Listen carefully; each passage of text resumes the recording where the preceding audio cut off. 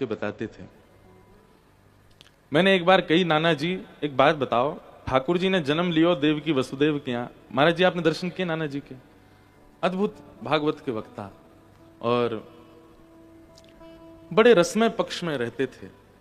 ऐसे ऐसे भाव सुनाते थे कि नेत्र सजल हो जाते थे सुनने वालों के। हमारे ब्रज के एक बड़े विशिष्ट संत पूज्य श्री रमन रीति वाले महाराज जी, उन्होंने एक बार नाना जी का कोई संवाद सुना घर पर ही, हमारे घर पे, और उसके बाद 3 दिन तक रोज गाड़ी भेजते, नाना जी को बुलवाते अपने आश्रम पे और खूब बैठ के सुनते। चौथे दिन हमारे नाना जी बिन बताए उनको बोले अब तो रोज को सो नियम बन गो जावे को। ब्रजवासी ऐसे अल्लड़ होते हैं, कहीं निकल गए, अब गाड़ी आ गई आश्रम से, सब ढूंढ रहे हैं कहाँ हैं। वृंदावन आ गए, वृंदावन आके बोले अरे कहा बताऊं, रोज रोज जानो पड़े, मैं तो भाजी आया हूं माते। तो वे कहते लाला ये सब ब्रजवासी ब्राह्मणन के आशीर्वाद सो भयो कि लाला को जन्म भयो देवकी वसुदेव के यहाँ, लेकिन आए ठाकुर जी नंद यशोदा के यहाँ। मैं नाना जी ऐसे कैसे भयो? तो कह रहे हैं नाना जी कि 80 वर्ष के है गए नंद बाबा, लेकिन लाला नाय भयो। तब कोई ने नंद बाबा ते कही, बाबा तुम तो पुत्र कामेष्ठी यज्ञ करवाओ, तब तुम्हारे घर बालक होएगो। नंद बाबा ने सांडिल्य मुनि को संदेशो भेजो। सांडिल्य मुनि कौन? नंद बाबा के कुल पुरोहित। तो सांडिल्य मुनि तो बहुत व्यस्त थे, वे तो आ नहीं पाए। उनके स्थान पर उनके भांजे आए, और जैसे ही आए आकर के उन्होंने खूब आशीष दियो और फिर यज्ञ भयो। यमुना तट पर सबरे ब्रजवासी बैठे हैं ब्राह्मण। नंद बाबा ने सबके हलवाई की व्यवस्था करी। ऐसा होवे जब कोई अनुष्ठान आदि करो तो सब जितने ब्राह्मण आएंगे सबके भोजन की व्यवस्था, उत्तम रहने की व्यवस्था, सब बहुत व्यवस्थित। हम लोग भी जहां भी कथा होती है तो हमारे रसोईया संग चलते हैं, बढ़िया सुंदर सुबह दोपहर शाम बढ़िया प्रसादी बनती है, लाल जी को भोग लगता है, चकाचक पाते हैं। तभी सबरे चकाचक से ही हैं। तो हम लोगों का कोई ऐसा तो है नहीं, भाग दौड़ घर से दूर रहते हैं तो चकाचक पाते हैं। तो ब्राह्मण सब सवेरे सवेरे उठे, स्नान ध्यान करके संध्या करके जैसे ही आए तो महाराज मथुरा के हलवाइयन ने बढ़िया कचौड़ी बनाई। ब्राह्मणन से कही, बोले अरे भैया पहले बाल भोग कर लियो फिर अनुष्ठान प्रारंभ करियो। बाल भोग ही इतनो तगड़ो क्यों महाराज कि सब ब्राह्मणन को नींद आवे लगी। बाल भोग करके सब ब्राह्मण बोले, आचार्य जी जो मुख्य आचार्य थे, बोले अब तो नींद आ रही है, एक काम करें 2-2 घंटा सबरे सो लें, फिर वहां के बाद उठ के स्नान करके राजभोग के समय, दोपहर की प्रसादी को राजभोग कहते हैं, दोपहर की प्रसादी के समय फिर अनुष्ठान करेंगे। हाँ भैया हमू नींद आ रही है, सो जाओ सबरे। सब सो गए, अनुष्ठान हुआ ही नहीं शुरू। और सुबह ही सो गए, दोपहर में उठे, स्नान ध्यान करके जैसे अनुष्ठान में बैठे, इतने में हलवाई बोले अरे राजभोग तैयार है, पालियो। आचार्य जी सब ब्राह्मण बोले भैया कहा करें? हलवाई बोले ऐसा मत करो, हमने बहुत बढ़िया गड्ढे की सब्जी, दाल, पूड़ी, चावल सब बनाए हैं, एक एक पूड़ी तो पा लो, फिर बैठ जाइए अनुष्ठान में। अब एक तो वो नाम की होती है, एक की जगह 2-3 तो पवी जाती हैं। सब ने खूब चकाचक फिर पा लियो, फिर नींद आने लगी।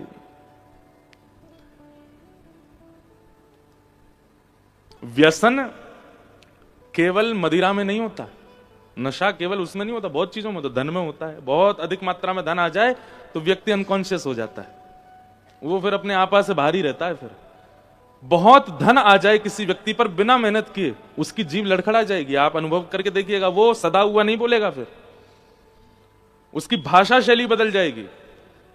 बहुत धन आ जाए किसी व्यक्ति पर, उसका बैठने का तरीका, उठने का तरीका, चलने की चाल बदल जाएगी। बदनाम बेचारे पीने वाले ही हैं, वो तो होने ही चाहिए बदनाम। पर नशा केवल उसमें नहीं होता, अतिशय धन में भी होता है, अतिशय मद में भी होता है। ये मद ही है, धन का मद। ऐसे ही बहुत अन्न सेवन में भी मद होता है। ज्यादा पालो तो थोड़े आप अनकॉन्शियस जैसे हो जाओगे।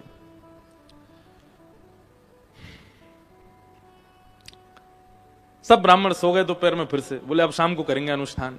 शाम को उठे, स्नान ध्यान करके जैसे ही बैठे, हलवाई बोले भैया रात की ब्यारू तैयार है, पालो। ब्राह्मण बोले भैया तू अनुष्ठान ना प्रारंभ होने को।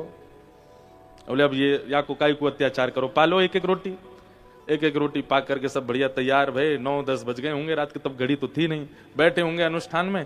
सोई रात्रि को समय, सब ब्रजवासी ब्राह्मण बोले अनुष्ठान का प्रारंभ रात में हो रहा है, थोड़ी अनुचितता लग रही है चित्त में, एक काम करें सो जाएं, सुबह सुबह ब्रह्म मुहूर्त में प्रारंभ कर देंगे। आचार्य जी बोले नंद बाबा को पुत्र प्रदान करवाना है, तो तुम्हारो एक दिन तो भोजन में ही नहीं करोगे। तो सबरे ब्राह्मण नंद बाबा के लिए प्रार्थना करते हुए ठाकुर जी से कह रहे हैं, हे ठाकुर जी, अनुष्ठान भले ही प्रारंभ नहीं भयो, लेकिन यहाँ नंद बाबा ने चकाचक आनंद करा रखो है, सोवे की उत्तम व्यवस्था, पावे की उत्तम व्यवस्था, कोई दिक्कत ना है विधाता। हम ब्राह्मण की लाज बच्ची हो, या के घर लाला बन के या तो लाला भेज दियो, नहीं आवे तो तू ही आ जाइयो। हमारे पूज्य नाना जी बोले ब्राह्मणों ने इतने भाव से ठाकुर जी से कही, ब्रह्म वाक्यम जनार्दनम, ठाकुर जी ब्राह्मणों की वाणी मानते हैं। ऐसे विनोद में सुनाते, बोले ब्राह्मणन के आशीर्वाद ते ही लाला आयो, जन्म तो लियो देव की वसुदेव क्या, लीला वहां भी मथुरा में भी कर सकते थे ठाकुर जी, वृंदावन ही क्यों आए, नंद यशोदा की आई क्यों आए? क्योंकि बहुसंख्यक ब्रजवासी ब्राह्मण नंद बाबा से प्रसन्न है। विप्रों की प्रसन्नता हरि प्रसन्नता है, वैष्णवों की प्रसन्नता, नाम जापकों की प्रसन्नता, संतों की प्रसन्नता हरि प्रसन्नता। आप जितने भी वैष्णव संत आदियों के पास जाते हैं, वो सब आपको देख करके प्रसन्न हो जाते हैं। सीधी बात है भैया, सारे मेंबर ऑफ पार्लियामेंट आपसे प्रसन्न हैं तो प्रधानमंत्री को प्रसन्न होना ही पड़ेगा। ठीक वैसे ही प्रधानमंत्री ठाकुर जी हैं, मेंबर ऑफ पार्लियामेंट सारे ब्राह्मण हैं। ये जितने ज्यादा आपसे प्रसन्न रहेंगे, जितने ज्यादा साधु संत महात्मा वैष्णव आपको देख करके प्रसन्न हो जाएंगे, ठाकुर जी उतने ज्यादा प्रसन्न है। नंद बाबा के यहां लाला भयो, पूरे ब्रजमंडल में आनंद हैरो है।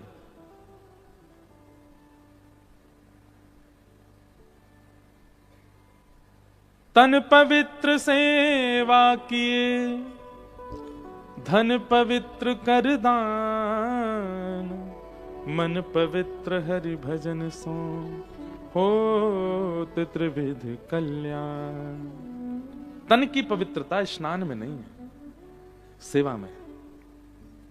जो असहायों की सेवा या किसी भी व्यक्ति की सेवा करने में जिसको आलस नहीं आता, कोई सेवा का कार्य उसको बता दिया जाए और वो तुरंत फुर्ती में आकर के उस सेवा के कार्य में लग जाता हो, ऐसे व्यक्ति का तन पवित्र है।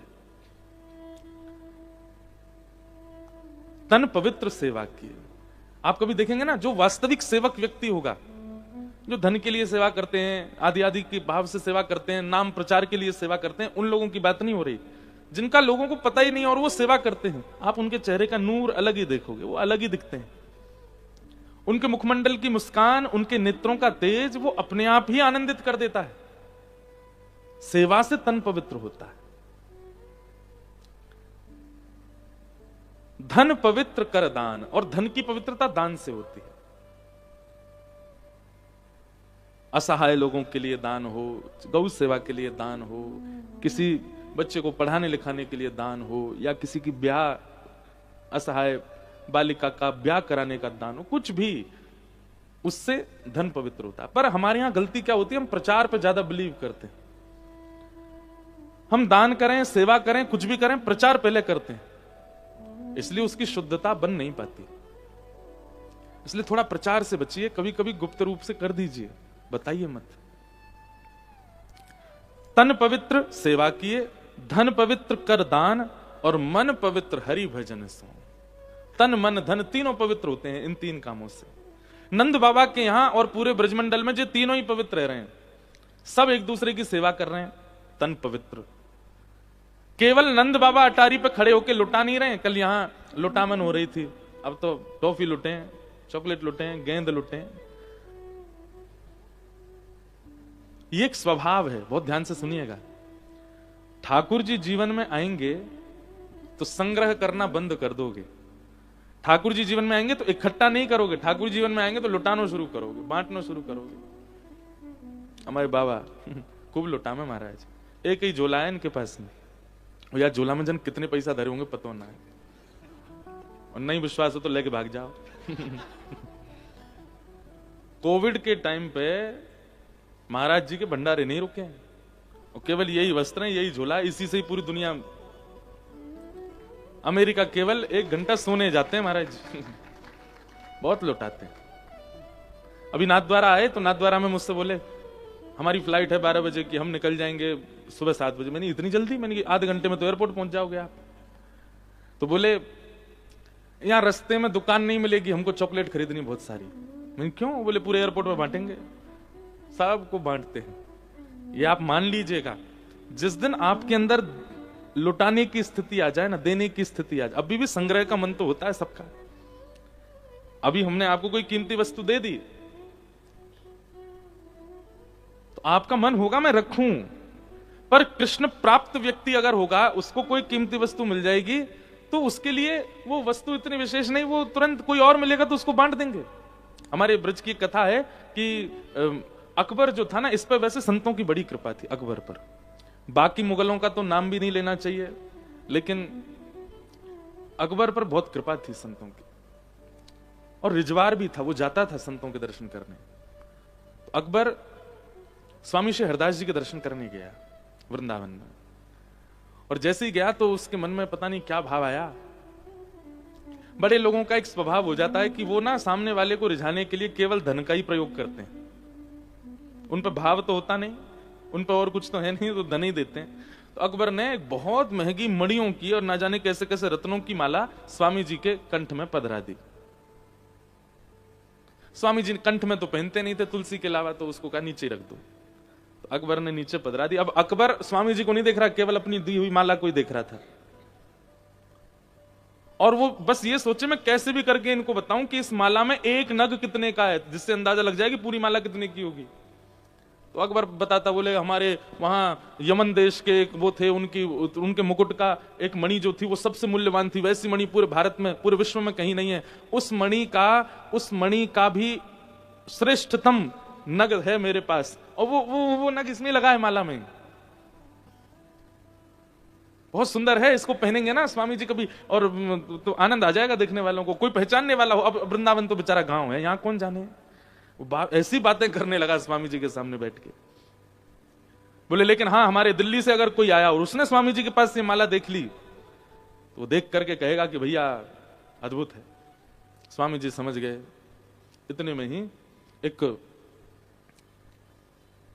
वन में से हिरण निकल करके आया, स्वामी जी के पास आकर के बैठ गया। स्वामी जी तो जब स्वर लगाते थे ना, तो सारे पशु पक्षी आदि सब अपनी जगह स्तब्ध हो जाते थे, सब सुनते थे नेत्र बंद करके स्वामी जी को। तो हिरण आकर के स्वामी जी के पास बैठ गया। स्वामी जी हरिदास जी, जिन्होंने बिहारी जी को प्रकट किया वृंदावन में, प्रेम से उसको सहला रहे थे। पता नहीं क्या आया, वो चरणों में जो मणि की माला अकबर ने पहनाई, वो उठा के उस हिरण के गले में पहना दी। और यहां गले में पहनाई ही थी, अकबर देख रहा था, उसका हृदय निकला निकला जा रहा था। बोले आगरा खरीद लिया जाएगा, इतनी महंगी है ये, और ये देखो हिरण को पहना रहे। इतने में ही जाने क्या हिरणों के झुंड की आवाज आई, और वो माला पहनाते ही हिरण उठ के दौड़ करके भागा और सीधा जंगल में प्रवेश कर गया।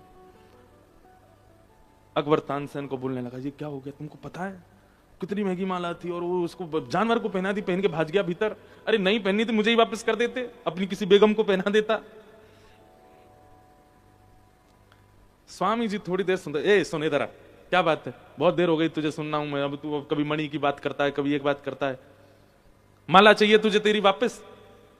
अब बेचारा ना भी बोल रहा, पर मन से कह रहा दे ही दो, जानवर को पहनाने से अच्छा। तो स्वामी जी ने एक राग गाया, और जैसे ही उस राग की ध्वनि प्रकट हुई, असंख्य हिरण निकल करके जंगल से आए, और सबके गले में एक सी माला, वही मणियों की माला। और अकबर से बोले तुझे कसम है, अपनी वाली लेके जाइयो, जो तैने पहनाई थी वही लेके जा, निकाल कौन से हिरण के गले में।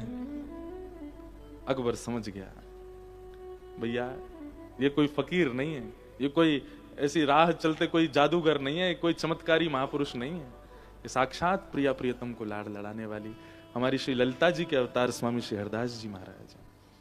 कान पकड़ लिए, बोले क्षमा कर दें भगवान, अब नहीं ऐसी बात होगी।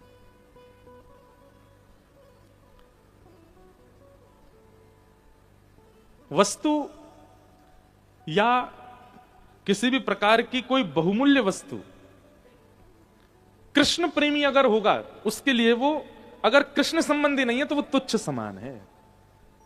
और क्षमा कीजिए, आपके चित्त में अगर ऐसी भावना अभी तक नहीं आई, और मुझे पता है नहीं ही आई होगी, तो अभी आप ठाकुर जी के प्रेमी हुए नहीं है। ठाकुर जी जीवन में आ जाएंगे तो संग्रह का मन नहीं करेगा। भक्तिमती मीराबाई का जब ब्याह हो गया, तो ब्याह के बाद जब अपने ससुराल गई, तो उनकी ननद ने, वो भाभी आती है तो गेट पर रोकते हैं ना, और फिर नेग मांगते हैं। तो मीराबाई की जो ननद थी वो द्वार पे खड़ी हो गई, और द्वार पे खड़े होकर बोली, भाभी नेग दो, मेड़ता की राजकुमारी हो आप, सामान्य नेग नहीं चाहिए मुझे, मुझे ऐसा कोई बहुमूल्य वस्तु दो जो विश्व में किसी के पास ना हो, और जो विश्व में सबसे ज्यादा बहुमूल्य हो। मीराबाई तुरंत अपना एक झोला सा था उसको निकाली, और उसमें से तुलसी की माला निकाल कर बोली, लो पहनो, इससे ज्यादा बहुमूल्य कुछ नहीं। उनकी ननद बोली, तुम मेड़ता की राजकुमारी और मेवाड़ की राजकुमारी को ये लकड़ी की माला पहना रही हो, दूर फेंको इसको। मीराबाई बोली, प्राण निकल जाएंगे ना जिस दिन, उस दिन सारी सोने की वस्तु, सारी मणियां तुम्हारे शव के ऊपर से उतार ली जाएंगी, इसको कोई नहीं उतारेगा, ये तुम्हारे साथ ही रहेगी। सबसे बहुमूल्य यही है, क्योंकि धन तो जितनी ज्यादा संपत्ति, जितने मणि, उतने ज्यादा संसार में फंसने की क्रिया बनेगी। और भैया, रत्न, स्वर्ण, चांदी आदि जो भी बहुव्यंजन हैं, बहु रत्न हैं, इन सबको जल में डाल दो, सब डूब जाते हैं, पर तुलसी जी को डालो, नहीं डूबेंगी। इस बात का प्रमाण है कि संसार रूपी भवाटवी में यदि बचना है तो एक लकड़ी का सहारा तो जीवन में हो, उसके सहारे भवसागर पार हो जाओगे, और वो तुलसी। ऐसी स्थितियां बनने लगेंगी, ठाकुर जी जीवन में आ गए तो आपका संग्रह का मन नहीं होगा। तो नंद बाबा लुटा रहे हैं, और केवल नंद बाबा नहीं लुटा रहे हैं, जितने ब्रजवासी हैं वे सब भी अपनी अपनी अटारियों पर खड़े होकर के वे भी लुटा रहे हैं। भागवत जी वर्णन करती हैं कि सबके चित्त में ऐसा आनंद हुआ कि मानो जैसे हमारे ही लाला भयो है। ठाकुर जी जीवन में आएंगे तो संग्रह नहीं करोगे। इस प्रकार पूरे ब्रजमंडल में आनंद मन रहा था, तभी वहां एक राक्षसी का आगमन हुआ जिसका नाम पूतना। भक्ति में सबसे पहली बाधा पूतना, भक्ति में सबसे पहली बाधा है पूतना। आप जब भक्ति के मार्ग पर चलना प्रारंभ करेंगे, ठाकुर जी की लीला कथा नाम जप के मार्ग पर जैसे ही बढ़ोगे, आपके जीवन में सबसे पहले पूतना आएगी। पूतना का स्वरूप क्या है? आप ठाकुर जी के आश्रय में हो, नाम जप करते हो, कथा सुनते हो, संत जनों को प्रणाम करते हो, वैष्णव जनों के आगे सिर झुकाते हो, लेकिन इन सब के बीच एक दिन अचानक क्या होगा? आपको वृंदावन पर, अपने गुरु पर, गुरु नाम पर, गुरु निष्ठा पर, भगवत क्रिया पर, भागवत आदि इन सब ग्रंथों पर संशय उत्पन्न होगा, संशय उत्पन्न होगा। और वही संशय पूतना है। आप कथा सुनते हैं नित्य, लेकिन एक दिन अचानक से कुछ ऐसा होगा कि एकांत में बैठे बैठे मन में आएगा कि कहीं ऐसा तो नहीं है कि इसका कोई प्रारूप नहीं है, ये केवल ऐसे ही चली आ रही कथा की परंपरा, और ये सब महाराज जी लोग जो भी बोल देते हैं ऐसा करो वैसा करो, ऐसा तो नहीं कि इसका कोई लाभ नहीं, कहीं हम बहकावे में रखे जा रहे हैं। इस प्रकार की भावना भक्ति मार्ग में अगर आवे तो समझ जाइए वो पूतना है। सबसे पहले पूतना का आक्रमण होगा। पूतना का स्वरूप क्या है? अज्ञान, अविश्वास ठाकुर जी के प्रति। एक बात याद रखिएगा, विश्वास, संबंध और समर्पण, ये तीन आवश्यक हैं भक्ति मार्ग में। यदि ये तीनों नहीं हैं तो आप भक्ति पथिक अपने आप को नहीं कह सकते। सबसे पहला विश्वास ठाकुर जी पे, विश्वास है, भरोसा है, चाहे कैसी भी स्थिति बन जाए नाथ मेरे साथ है, मुझे विश्वास है। इसका मतलब यह नहीं कि बच्चे ने पढ़ाई नहीं करी और एग्जाम पेपर को हाथ में लेकर ठाकुर जी मेरे साथ हैं, पास तो मैं हो ही जाऊंगा। अपने अधिकार का श्रम कीजिए, अपने कर्तव्य का निर्वहन तो कीजिए, लेकिन विश्वास रखिए ठाकुर जी मेरे साथ हैं। अनुचित उचित जो भी होगा सब मंगल होगा, मैं अपना कर्तव्य निभाता रहूं। वो वाली बात नहीं कि कमरे में पहुंच गए, बाहर से गेट लॉक करवा करके चाबी फिकवा दी, बोले अगर भगवान है तो यहीं कमरे में ही रोटी खवा जाए मुझे। ठाकुर जी आ भी गए होंगे तो गेट से लौट जाएंगे। बोले हाथ दिए, पाम दिए, नाक दिए, आंख दई, कान दियो, जीव दई, बुद्धि दई, कर्तव्य करने के लिए।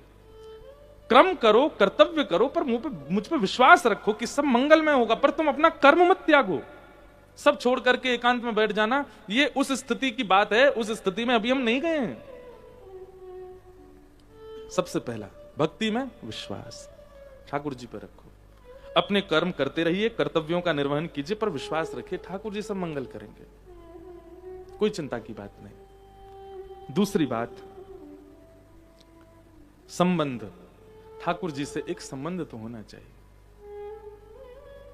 मैं तो कथाओं में कहता हूं कि अगर ठाकुर जी केवल भगवान दिखते हैं आपको, उनके प्रति केवल भगवान वाली ही फीलिंग आती है आपको, तो शायद इस जन्म में तो उद्धार होना संभव नहीं है। एक संबंध हो, कुछ हैं वो आपके, मित्र मानो, गुरु मानो। आप अपने अगर परिवार में शामिल नहीं करना चाहते तो मित्र मानो, ये तो दुर्भाग्य कि परिवार में शामिल नहीं करना चाहते, लेकिन फिर भी परिवार वाली फीलिंग नहीं आ रही ठाकुर जी से, तो गुरु मान लो, मित्र मान लो, सखा मान लो, संबंध। और तीसरी बात, समर्पण। समर्पण सीधे नहीं होगा, विश्वास होगा तभी संबंध संपन्न हो पाओगे, और संबंध जब संपन्न होगे तभी समर्पण हो पाएगा। इसलिए 3 धाराओं का विशेष ध्यान रखिए अगर आप वास्तव में भक्ति पथ के पथिक बनना चाहते हैं तो। विश्वास, और उस विश्वास को जो डगमगाता है, उस विश्वास को जो विचलित करता है, उसी का नाम है पूतना। ठाकुर जी के प्रति भरोसा जो आपका डगमगा रहा है।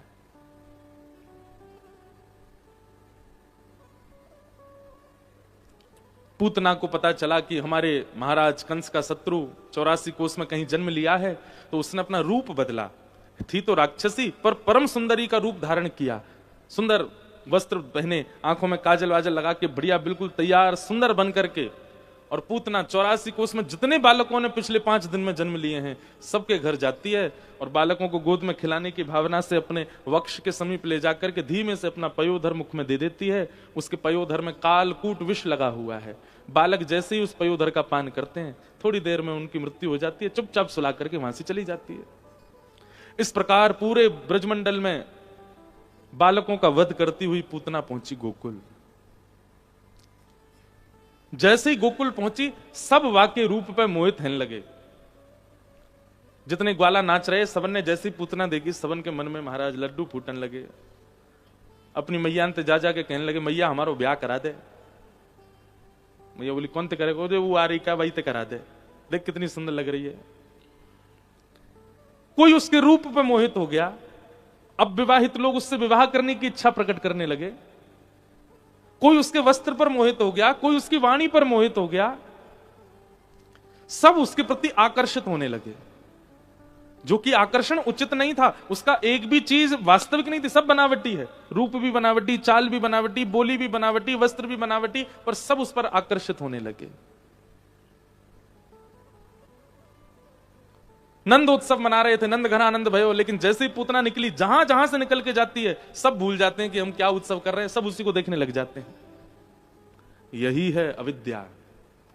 आप कथा सुन रहे हैं, आप भजन कर रहे हैं, आप अपने ठाकुर जी की सेवा कर रहे हैं, आप अपने गुरुदेव के प्रवचन सुन रहे हैं, आप किसी भी प्रकार का धार्मिक क्रिया कर रहे हैं और उसमें खूब मन लगा करके कर रहे हैं, लेकिन अचानक किसी संसारी क्रिया के कारण आपका ध्यान वहां से हटके उसकी ओर चला गया।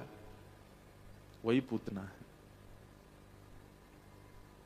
इसलिए कभी कभी मैं कहता हूं कि पूतना के प्रति आकर्षित भी नहीं होना और दूसरों के लिए स्वयं भी पूतना मत बनना। कोई भजन में लगा है, कोई कथा में लगा है, कोई धार्मिक अनुष्ठान में लगा है, तो थोड़ा इंतजार कर लीजिए कि वो हो जाए निवृत्त, तो उसके बाद जाएं, कहीं हम पूतना नहीं बन जाएंगे। इसका ध्यान पूरा हमारी ओर केंद्रित हो जाएगा। पूतना ने सबको अपनी ओर आकर्षित कर लिया। सब पूतना को देखने लगे। जैसे ही पूतना ने नंद भवन में प्रवेश किया, यशोदा मैया के मन में भाव आयो, अरे विधाता, तू भी बड़ा निष्ठुर है। बता, लाला मेरो तेने अब भेजो, बहू इतने साल पहले भेज दी, अब इन दोनों को मेल कैसे होएगो? अरे विधाता, तेने ने मुंह पे दया और कर दी होती, मेरो लाला आज भयो, 2-4 दिन बाद बहू भी ये अभी जन्म लेती, यही तो ब्याह कराती अपने लाला को। कैसी सुंदर बहू। ये मानवीय स्वभाव है बंधुओं। हमें अच्छा सच बताइएगा, विश्वास हो जाता है ना उस व्यक्ति पर जो देखने में अच्छा लग रहा हो, जिसके वस्त्र आदि उचित हो, जिसकी बोली चाली थोड़ी एटिकेट हो, उसके उठने बैठने में सब चीजों में थोड़ा डिसेंट है, थोड़ा अपना जो है माहौल बना के चलता है, ऐसे व्यक्ति पर हमें बहुत जल्दी भरोसा हो जाता है। और जो सहज है, सरल है, कहीं भी बिल्कुल नॉर्मल सी स्थिति में रहता है, कोई ज्यादा बनावटी नहीं है, ऐसे व्यक्ति को हम ज्यादा समीप भी नहीं आने देते हम अपने। ये हमारा स्वभाव बन चुका है। और मैं ऐसा मानता हूं कि मानवों का स्वभाव ऐसा है कि वो ऐसे लोगों को स्वीकार करते हैं, इसीलिए लोगों के मन में आता है कि हम ऐसे ही बने, क्योंकि ऐसे नहीं बनेंगे तो लोग हमको स्वीकार नहीं करेंगे। पर एक बात बताएं, अगर आपके चित्त में इच्छा होगी कि समाज मुझे स्वीकार करे तो आप बनावटी बनोगे, लेकिन इच्छा होगी कि श्री राधा रमण स्वीकार करें तो बनावटी का एक लक्षण भी आपके चित्त में नहीं हो, जैसे हो वैसे ही रहोगे। और रही बात, मैं हर बार पूतना के प्रसंग में कहता हूं, मेरा कभी भी श्रृंगार को लेकर के कोई आक्षेप नहीं है। आप खूब सजो धजो बढ़िया पहनो, हृदय वो उसमें बनावटी जब आ जाती है ना, लोग फिर अच्छे नहीं लगते। बंगला में कहते हैं अति भक्ति चोरे लक्षण। जो ज्यादा ही अजी अजी, अरे महाराज जी बैठो बेटा, आप तो यूं, आप तो यूं, आप तो यूं, समझ जाओ चोर है इसके भीतर। अति से ज्यादा बोल रहा है, इतना तो है ही नहीं, उसको भी पता होता है, खुद को भी उसको पता है कि मैं कितना हूं, और कोई उससे भी बड़ा चढ़ा करके बोल रहा है, समझ जाओ इसमें चोर है। पूतना बैठी है बगल में, उससे बचिए। तो ना तो पूतना के आकर्षण में जाइए और ना ही किसी और के लिए पूतना बनिए। बहुत सावधानी से सुनो। दूसरी बात, जब आप एक नियम बना लेंगे ना कि प्रतिदिन आप सत्संग सुनते हैं, प्रतिदिन एक कथा को आप समय देते हैं, आप किसी को भी सुनते हैं, आप मलुकपीठ महाराज जी को सुनो, आप प्रेमानंद महाराज जी को सुनो, आप कृपालु महाराज जी को सुनो, आप किसी भी एक सद व्यक्ति को अगर सुनते हैं नित्य। हम आपको एक बात स्पष्ट कह रहे हैं, ठाकुर जी जब मिलने होंगे मिल जाएंगे, पर आपको दृष्टि, श्रवण और बोली, इन तीन चीजों में परिवर्तन दिखेगा।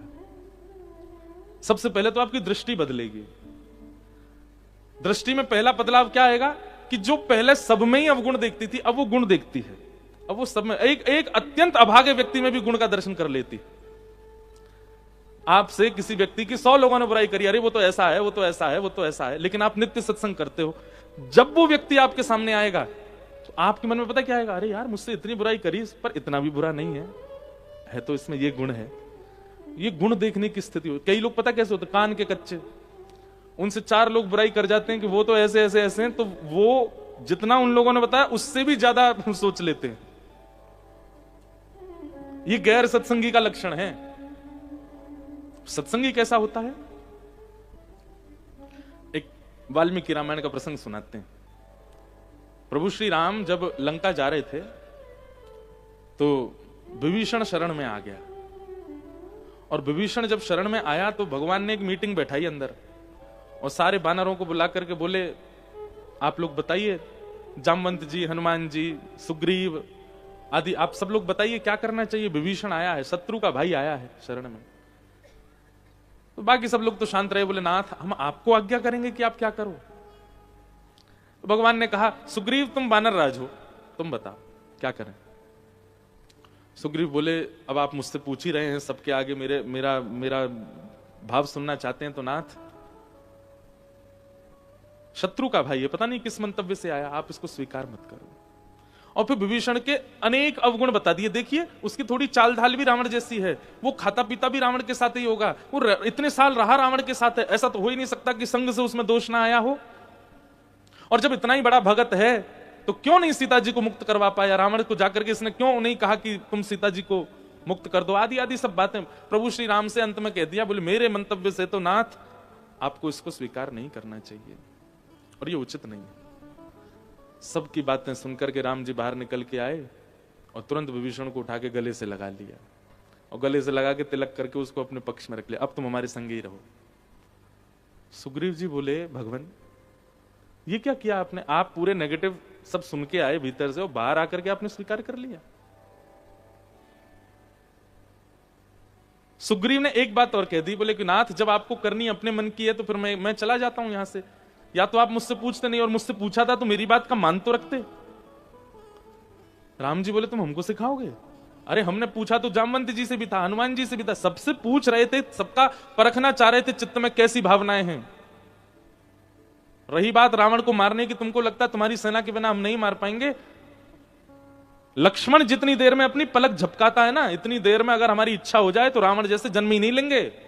रावण का जन्म भी मेरी इच्छा से होता है। विभीषण सुग्रीव भूलो मत, कौन है हम? परमात्मा है। ठाकुर जी का ये लक्षण है कि वे अत्यंत अवगुण सुनने के बाद भी स्वीकार कर लेते हैं, तो ऐसा ही गुण भक्त में भी होना चाहिए।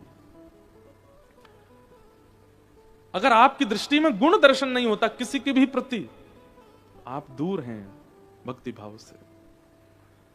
तो सत्संग क्या करेगा? सबसे पहले आपकी दृष्टि को परिवर्तित करेगा। अच्छा, एक तो यह हो गया कि आपको गुण दिखने लग जाएगा, सब में आपको अच्छाइयां दिखने लगेंगी। दूसरी चीज क्या होगी? किसका संग करना चाहिए और किसका संग नहीं करना चाहिए, यह वैसे तो यहां सब मन वाले ही बैठे हैं, फिर भी बेमनसी करके देख लीजिए। 1 महीना पूर्ण होते ही आप अगले दिन देखेंगे आपकी दृष्टि में परिवर्तन होगा, लोगों को देखने का नजरिया बदल जाएगा आपका। दूसरी बात, श्रवण। दूसरा परिवर्तन होगा कानों में। अभी स्थिति कैसी है? किसी के घर की बात चल रही है, 4 लोग कर रहे हैं, और यहां पे हम गोलगप्पा खा रहे हैं, और गोलगप्पा खाते खाते भी हो जा रहे। यह है संसारी स्थिति। पर वैष्णव की स्थिति कैसी होती है? उसी की ही चर्चा हो रही है, उसी के बारे में ही कह रहे हैं 4 बात। अरे ये तो ऐसा है, ऐसा। वो सुन करके और दूर चला जाएगा, मुझे सुनाई ही नहीं देगी, वो सुनना ही नहीं है, मुझे इस विषय में पढ़ना नहीं। कोई आके उससे कहेगा, ए भाई सुन, तेरे बारे में ना वो लोग ऐसे, भाई सुन तेरे हाथ जोड़ू, मुझे मत बता, मुझे सुनना ही नहीं है। ये तो मैंने खुद में अब अनुभव किया, इसलिए मैं बता रहा हूं। हम कथा कह के जाते हैं, ऐसा नहीं है कि सबको अच्छी लगती है, कईयों को बहुत बुरी भी लगती है। ये ऐसा क्यों बोल जाते हैं? तो लोग बाग फिर फोन करते हैं, घर के लोग हों या मित्र लोग हों, बोले भाई आज तुम कथा में ऐसे ऐसे कह रहे थे। कोई व्यक्ति, मैं सुन भाई मैं व्यस्त हूं, बाद में बात करता हूं, काट दूं, वो सुनना ही नहीं है। सत्संगी व्यक्ति का यह नियम हो जाता है, ना तो वो अपने अपवाद की बातें, ना किसी और की अपवाद की। किसी की अच्छाई चल रही है, किसी की बुराई चल रही है, उसको इन सब चीजों से पता नहीं क्यों घृणा होती है, वो दूर रहेगा। बोला भाई मेरे सामने बैठो, मेरे पास बैठो, या तो कोई अच्छी चर्चा कर लो या कोई भगवत चर्चा कर लो, इसके अलावा किसी की निंदा, किसी की स्तुति मुझे सुनने में कोई रुचि नहीं। ऐसी होगी तो कानों में परिवर्तन होगा। और तीसरा परिवर्तन होगा वाणी में। लिख लीजिएगा, सत्संगी बहुत कम बोलेगा, बहुजल्पिक नहीं होगा, और ना ज्यादा बोलने की उसकी इच्छा होगी। मुझे मत घूरिएगा कि आप तो बोले ही रहे हो इतनी देर से, ये बोलना नहीं है। पर व्यवहार में जो आप सब चर्चा करते हैं, उस चर्चा में आप शांत ही रहोगे। ऐसा नहीं है कि आपका माइंड वहां नहीं है, आप होगे वहां, सबके बीच बैठो, घर के लोग कुछ बात कर रहे हैं, किसी के ब्याह की चर्चा, घर की कोई व्यवस्था की चर्चा, आप बैठोगे सब सुनोगे, अच्छा है, ठीक है, हाँ भाई तू, मैं क्या बोलूं, आप उसको पता है, वो एक बार कुछ कह भी देगा कि हाँ ठीक है ऐसा ऐसा आप करो। अगर कोई नहीं मानेगा तो जिद नहीं करेगा। संसार के लोग कैसे होते हैं, हाँ भाई देखो तुमको ना ऐसे ऐसे करना चाहिए, अगर वो व्यक्ति नहीं करे तो पूरे उत्सव में मुंह फुलाई डोलेंगे, हमने तो कही थी यूं करो, हमने तो 4 बार बोली थी इनसे यूं करो, मानी नहीं हमारी बात, और जो मानता नहीं बात उसका क्या शुभचिंतक बनना, ऐसी ऐसी बातें कर कर चला जाएगा। भाई संसार में यदि सबसे अद्भुत कोई वस्तु है ना तो वह सत्संग। हमने तो अनुभव किया कि मानव का शुद्ध निर्माण, ह्यूमन बीइंग कैसा होना चाहिए, वो सत्संग ही उसका निर्माण करता है। जैसे स्कूल की पढ़ाई हो, कॉलेज की, यूनिवर्सिटी की जो एजुकेशन होती हैं, वो आपका निर्माण करती हैं इंजीनियर के रूप में, डॉक्टर के रूप में, चार्टर्ड अकाउंटेंट के रूप में, लॉयर के रूप में। ऐसी सत्संग आपका निर्माण करता है मानव के रूप में। एक मानव को कैसा होना चाहिए वो सत्संग बनाता है। केवल भगवत प्राप्ति ही प्रथम गुण नहीं है सत्संग का। मानव तो पूतना रोज मिलती है सबको, लेकिन उस पूतना को परखने के लिए सत्संग होना चाहिए जीवन में। आप समझ जाओगे कौन कितना कैसा क्या है। पूतना जैसी आई, यशोदा मैया उसको देखने लगी। यशोदा मैया तो बोली लाओ लाला दे दो। अरे बहन बड़ी दिना में देखियो, कहाँ ते आई हो, मैंने तो पहली बार देखी हो। बोली मेरो ब्याह है हो पास के गांव में। पूतना बोल रही है अच्छा ब्याह है गए हो? बोले हाँ। कोई बालक बच्चे हैं तुम्हारे? बोले ना अभी तो ना है। देखो भैया लाला होए तो पूरी दुनिया बुलाइयो, अगर तुम्हारी लाली होए तो मुझे बुलाइयो। पूतना बोली क्यों, लाली होए तो क्यों बुलाऊं, अब मेरो भी लाला ही है तो फिर आगे बात चलाएंगे। मतलब मैया तो यहां तक सोच बैठी है कि इतनी सुंदर है तो यहाँ की लाली भी सुंदर ही होगी। गोद में जो ठाकुर जी हैं यशोदा मैया के, उनकी आयु कितनी है? 6 दिन की। कितनी? 6 दिन के। कितना इतना सा बालक होता है? 6 दिन के ठाकुर जी हैं। मनी मन सोच रहे हैं मैया रुक जा, तेरी सास, मेरी सास को मुंह दिखाऊंगा अभी तो है, कैसी है ये, तू यहाँ की छोरी तो मेरे ब्याह करना चाह रही है।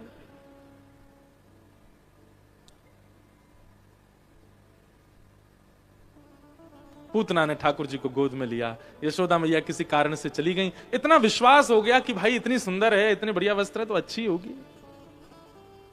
ठाकुर जी एक संकेत कर रहे हैं यहां पर, ध्यान दीजिएगा। यशोदा मैया हम सब सेवा करने वाले जितने भी यहां बैठे जो सेवा करते हैं ठाकुर जी की, हम सबकी अग्रगण्या हैं यशोदा मैया। यशोदा मैया जब पूतना पर मोहित हो सकती हैं तो हम भी हो सकते हैं, ये इस बात का संकेत है। इसलिए बहुत सावधानी रखनी है पूतनाओं से।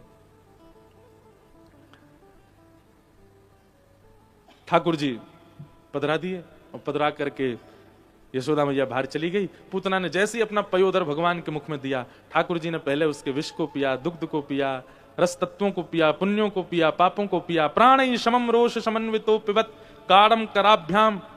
ठाकुर जी ने जैसे ही भगवान प्रपिड्यतत, जैसे ही गाड़ करके पूतना के प्राण पीने प्रारंभ किए, धीमे धीमे पूतना को पसीना आने लगा, घबराहट सी होने लगी। इतनी देर हो गई ये बालक मरता क्यों नहीं है?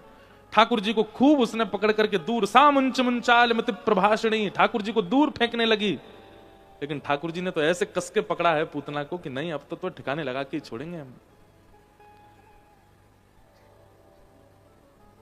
विशाल रूप हो गया, विकराल रूप हो गया, भयाभय हो गई पूतना। एक घटना और घटी थी, क्या कि पूतना को सबने देखा और सब सिहा रहे थे पूतना को देख के। लेकिन जैसे ही यशोदा मैया ने लाला दिए पूतना की गोद में, नन्हे से गोपाल जी ने अपने नेत्र बंद कर लिए। एक तो गोपाल जी की आंखें बंद थी, ऊपर से हाथ और दल्ले किया कि छाया भी नहीं पड़े मुंह पे। हमें ऐसा लगता है ठाकुर जी के हाथों मरना सौभाग्य। रावण आदि भगवान के शत्रु थे, यह भी उनका सौभाग्य था कि शत्रु के रूप में भी भगवान ही थे, मरे तो भगवान के हाथों। लेकिन राक्षसों में यदि सबसे ज्यादा दुर्भाग्यपूर्ण यदि हमें कोई लगा तो वो लगी पूतना। क्यों?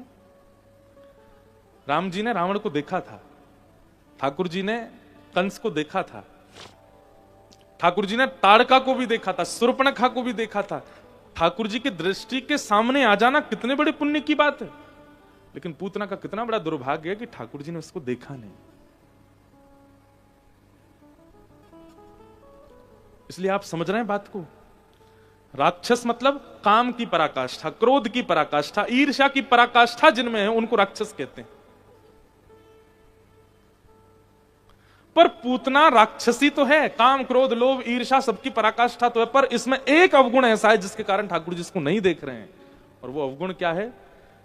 कृष्ण प्रेम में झूम रहे, आनंद कर रहे, ठाकुर जी का चिंतन कर रहे सब ब्रजवासियों को इसने अपनी ओर आकृष्ट किया, मतलब उनका भजन छुड़वाया। ठाकुर जी किसको नहीं देखते हैं? जो वैष्णवों के भक्ति में बाधा बनता है उसको दृष्टि से देखते नहीं। और दूसरा, जो अपनी वास्तविकता में नहीं रहता है ठाकुर जी उसको नहीं देखते हैं। जो रूप बदल करके रहे उसको देखते नहीं। इसलिए भैया ये दो चीजों पर बहुत विशेष ध्यान रखिएगा। एक तो वास्तविकता ठाकुर जी के सामने प्रस्तुत करो, और दूसरा अन्य यदि कोई भगवत भजन में है उसके भजन में बाधा कभी मत बनना, नहीं तो ठाकुर जी आपको देखेंगे नहीं। एक पंढरपुर में एक भक्त थे, उनका नाम था चोखो मेला। क्या नाम था? ऊंची बिरादरी के नहीं थे, सामान्य सी बिरादरी के थे। प्राचीन भारत में पता नहीं किसने ये सब नियम बनाए, तो बचपन से उसके चित्त में भगवत भक्ति का भाव था। खेती बाड़ी करता था। पंढरपुर से थोड़ी दूर उसका गांव, वहां पर ही सुंदर आलू, मूली, गाजर, सब्जी, तोरई आदि सब बोता था अपने खेत में। और सब बोने के बाद जब ऋतु की पहली फसल और पहली सब्जियां जब प्रकट होती थी तो सब कुछ जैसे निकालता था उसके मन में आता था कि ये अब सामान्य तो सोचेंगे इसकी सब्जी बना के हम पाएं, पर उसके मन में आता था ये तो मैं पंडरीनाथ मेरे विठोबा को प्रदान कर दूं। सारी सब्जियां समेट करके एक पोटली सी में बांध करके ले गया और वहां जाकर के जैसे ही मंदिर के द्वार पर पहुंचा किसी ने उसको प्रवेश नहीं करने दिया।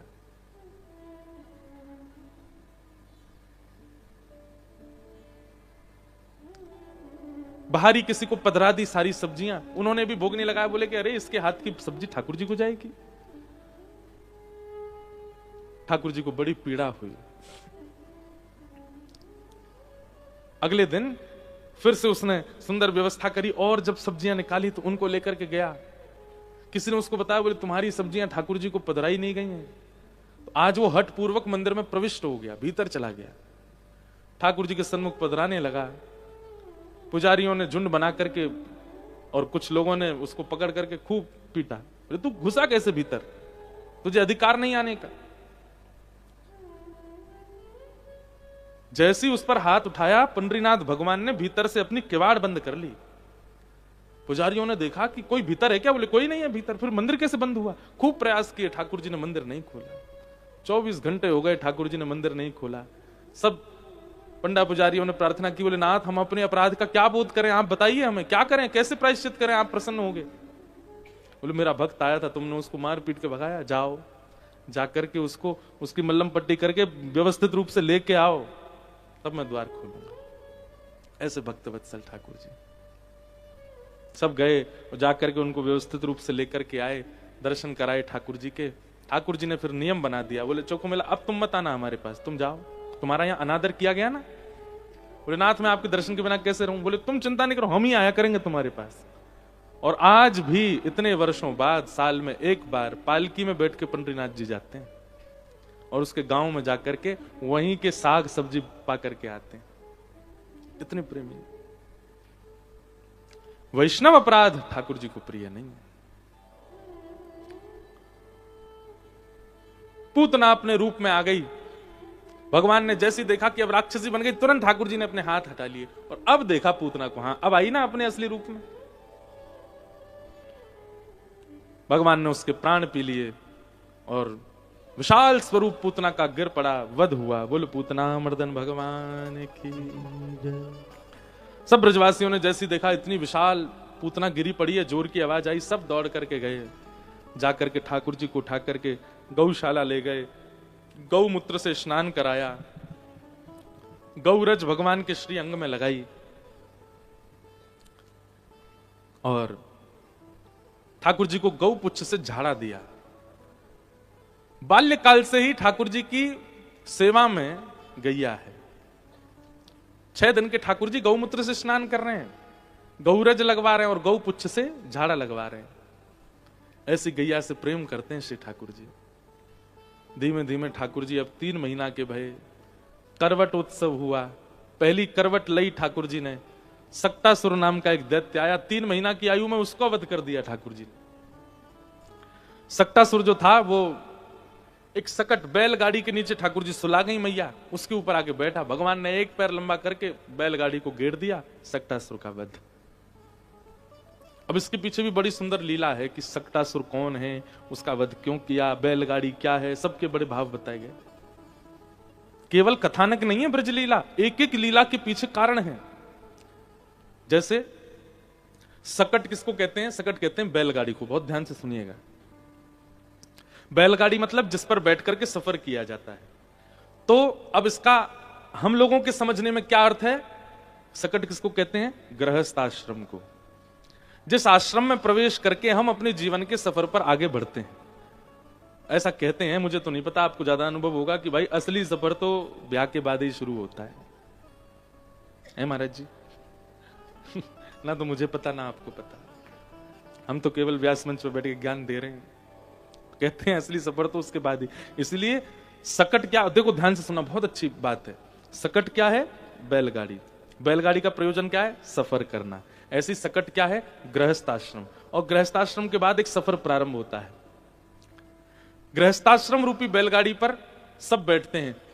माताजी बैठेंगी, पिताजी बैठेंगे, सास बैठेंगी, ससुर बैठेंगे, बच्चे बैठेंगे, परिजन बैठेंगे, प्रियजन बैठेंगे, बच्चों के परवरिश बैठेंगे, सब ये सब उस गृहस्थाश्रम रूपी बैलगाड़ी पर बैठते हैं। सबको स्मूथ चाहिए और सबकी एक्सपेक्टेशन आप दोनों से ही है। बस तुम दोनों ही हमको स्मूथ लाइफ दो। आपके माता पिता भी, आपके सास ससुर भी, आपके बच्चे भी, सबको आपसे ही उम्मीद है। पर बैलगाड़ी स्मूथ कैसे चलेगी? उसके दो पहिए हैं, एक पति एक पत्नी। एक भी अगर ज्यादा बड़ा होगा तो बैलगाड़ी लड़खड़ाएगी। दोनों को समान होना चाहिए। एक दूसरे की बुद्धि से, एक दूसरे के व्यवहार से, एक दूसरे के स्वभाव से नहीं भी मेल खा रहे हो तो प्रयास करो कि मेल हो, एक दूसरे के सम रहो। समझ रहे हैं ना बात को? दो चक्के हैं, दोनों समान होने चाहिए, तभी ऊपर बैठे हुए यात्रियों को अनुभव होगा कि हमारी यात्रा उचित है। अच्छा, पहिए भी बराबर है, यात्री भी बैठ गए, बैलगाड़ी भी खूब मजबूत है, खूब बढ़िया महाराज। कितने गुण मिलते हैं ब्याह के लिए? कितने? 36। अधिक से अधिक 36 मिल गए पूरे। मतलब बैलगाड़ी बिल्कुल बढ़िया है। सब लोग, माता पिता सोचते हैं अब तो हमारा जीवन बहुत बढ़िया है, ऐसी बहू आ रही है। 36 गुण मिले। सास ससुर कह रहे हैं हमारे होने वाले दामाद बहुत, सब बहुत प्रसन्न हैं। लेकिन बैलगाड़ी आगे कैसे बढ़े अगर दो वृषभ ना हो? दो नहीं, एक ही वृषभ हो। वृषभ का मतलब क्या है? धर्म। वृषभ के 4 पैर होते हैं बैल के। धर्म के 4 चरण कौन कौन से? सत्य, दान, दया और पवित्रता। ये धर्म के 4 चरण हैं। आपके पास सब कुछ है, दोनों के एक दूसरे से मेल भी बढ़िया हो गए, गुण भी सारे मिल गए, सब घर के लोग राजी हो गए, सब बहुत व्यवस्थित हो गया, लेकिन धर्म रूपी वृषभ आगे नहीं है। यानी कि सत्य, दान, दया और पवित्रता, ये 4 चरण वाला वृषभ यदि नहीं है तो बैलगाड़ी खड़ी रहेगी, चढ़ेगी नहीं आगे। सत्य का आश्रय, दान का आश्रय, दया का आश्रय और पवित्रता का आश्रय। और ये भी इन चारों का आश्रय एक ही पहिया करे, एक ना करे तो भी बैलगाड़ी नहीं बढ़ेगी आगे, दोनों को करना पड़ेगा। धर्म हमारे गृहस्थ आश्रम रूपी इस गाड़ी को आगे बढ़ाने वाला हो। जब वृषभ होगा, दोनों समान होंगे, बैलगाड़ी मजबूत होगी, तो ऊपर बैठने वाले अपने एक स्थान से दूसरे स्थान, यानी कि जन्म स्थान से लेकर के मृत्यु पर्यंत तक की यात्रा सुखद कर पाएंगे। लेकिन यहां कथा आती है कि ठाकुर जी ने अपने बाम चरण को उठाया, लंबा करके पीछे करके ऐसे मारा, महाराज बैलगाड़ी को तोड़ दिया और उसके ऊपर बैठे हुए राक्षस सक्टासुर का वध किया। ये क्यों हुआ? अब इसकी बात सुनो। ठाकुर जी जिस बैलगाड़ी के नीचे हैं, पहली बात तो ठाकुर जी ऊपर होने चाहिए थे, ठाकुर जी कहां हैं? नीचे। मतलब प्रायोरिटीज के रूप में सब कुछ है पहले, लेकिन ठाकुर जी कहां हैं? सबसे पीछे या सबसे नीचे। पहले ये करके देख लेंगे, ये करके देख लेंगे, ये करके देख लेंगे, ये करके देख लेंगे, ये करके, जब कहीं भी कुछ काम नहीं बनेगा तब भगवान के पास जाएंगे। सबसे पहली गलती। तो सकट के नीचे ठाकुर जी।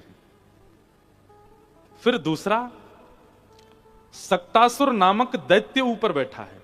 मतलब ठाकुर जी नीचे हैं और दैत्य ऊपर। वही बात है कि प्रायोरिटीज के रूप में संसार है, ठाकुर जी नीचे हैं। पहली गलती। और दूसरी गलती क्या है? सकट है, मतलब बैलगाड़ी है, पर उसके आगे धर्म नहीं है, बैल नहीं बंधे हैं। खड़ी बैलगाड़ी के नीचे सो रहे थे ठाकुर जी। तो जिस गृहस्थाश्रम रूपी बैलगाड़ी